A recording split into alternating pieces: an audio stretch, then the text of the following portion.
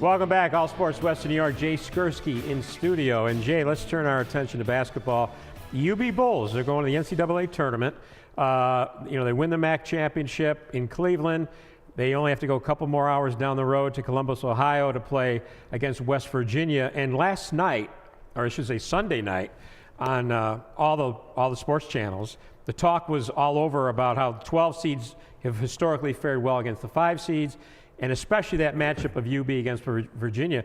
Almost everybody's predicting a UB victory. West Virginia, yeah. Or West Virginia. Yeah, I mean, UB 8 straight wins now coming into the tournament. So that's what you want to do. You want to be peaking at the right time at the start of the tournament. West Virginia, conversely, I think has lost 3 out of their last 5, maybe 4 out of their last 5. So obviously they're playing a bit different level of competition in the Big 12 versus the MAC. But UB is playing as well as any team in the country right now. What they were able to do in the MAC tournament, even without the player of the year, Justin Moss, being 100%, I think just goes a long way towards showing what kind of depth and the contributions that they're getting throughout the top half of their roster. They only play 8 guys, but all 8 are important. And when one guy is maybe down a little bit, as we saw with Moss, they get enough from everybody else to pick them up. And they're a confident team. They're a fun team to watch right now. It's really nice to see how this community is kind of getting behind this team because they deserve it. They're a heck of a team to watch. Well, and the other story that's gone alongside this, and I'm sure will grow as the week goes on, is that Bobby Hurley's returning to the NCAA.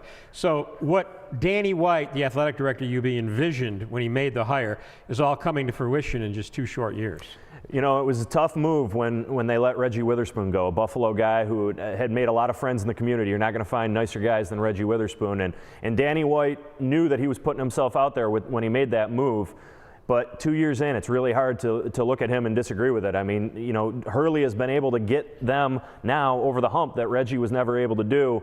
And it's worked out. It's been a home run hire so far. I mean, the name recognition that he brings, what that means, I think, in terms of recruiting and the benefits there, and just the job that he's done with this team, it really speaks volumes, you know. And this team is set up next year. They're not losing a lot. You know, they're losing 2 seniors.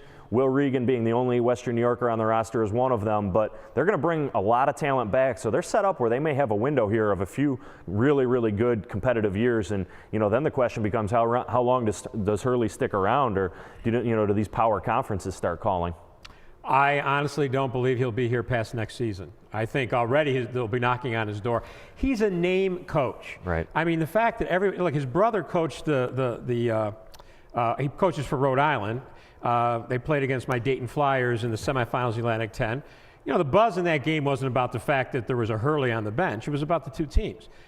The game against West Virginia, there's going to be as many sideline shots, bench shots of Hurley as there are going to be of the players on the court. He's a huge story in this game. Every program in America knows he's out there now, and he's having success. Absolutely. I mean, he's a name brand in college athletics and in college basketball particularly. Still the all-time leader in assists. I mean, everybody, even the casual college basketball fans, know who Bobby Hurley is, and that's going to be attractive to basically any of those power conference teams who might be struggling. So it'll be a challenge for UB for sure. You know what? I'd love to see UB.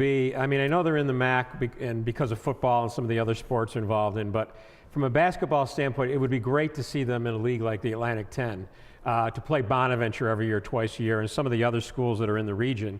For whatever reason, it's just especially the Ohio and Michigan schools just don't tend to resonate with the fans here in this area yet. Well, and it's tough too. You know, you got to go down to Cleveland every year and play in that tournament where you know most of the time the other fans' teams, because chances are you're going to get an Ohio team. Right. It's going to be a tough draw, and I think that was a lot of what did in Reggie's teams, was that they were just the underdogs in so many of those games. But I agree with you. No, it would be nice to see. I think this run, UB's run, has really resonated with a lot of people who are happy to see college basketball be so prominent. And you know, St. Bonaventure played really well in the A-10 tournament. Canisius has made another postseason tournament. Niagara won 4 straight at the end of the year. I know they had a bad year, but maybe they were a really young team. It would be nice to see them kind of come of age and to bring that Big Four rivalry and take it to the next level. And to get a team in the tournament is tremendous for local college basketball. Well, we started to talk about this during the commercial break. For whatever reason, why there is a reason, UB's alumni base, I don't know how many live in Western New York. I mean, it's a huge school. Right. But you've got a lot of kids who come in from all over the world. They're not hanging around after they graduate to go to the local football and basketball games. Yeah, I mean, fan support has been a problem for a long time at UB. There's no way around it, you know. And hopefully, this type of success. I mean, there was 6,600 people at the game against Central Michigan, the last regular season game at Alumni Arena. It was the place to be that night for local sports, and you want to see more of that. And hopefully, this success will build into more of that, not just for the basketball program, but for the football program. Well, you know, I mentioned Dayton, and you know, I went to Dayton. They've got a 13,000 seat arena. Every home game sold out. Dayton, Ohio is much smaller than Buffalo, New York. And the college is much smaller, UB. UB needs to somehow parlay that huge enrollment into, you know, people attending and hanging around and going to the games. Yeah, and the only way that can happen is through winning. I mean, Buffalo has been a professional sports town for a long time. It's been Bills and Sabres. You got to build a winner, and they've got to be a consistent winner to get people in. I hate the jerseys. I hate New York across the jersey. It makes no sense whatsoever. You know, everybody's going to be talking about the University at Buffalo for the next 5 days, and on their jersey, the biggest name you see on the jersey is New York. Well, as you said, though, I mean, when everybody's filling out those brackets here in the next couple of days, they're going to write down Buffalo if they're picking the upset. And I think at the end of the day, that's what matters. I understand a little bit about what they're trying to do with the branding and all of that, but I mean, listen, the school is always going to be UB for us. It was a decision made by an out-of-towner. I'll leave it at that. Jay, it's great having you on the show. Say all the best to the family. I want to be back on Dingus Day now. I'm here on St. Patrick's Day. I mean, no, we'll have an Irish guy on Dingus Day. Jay Skurski, the Buffalo News. We'll be back to wrap up all sports right after this.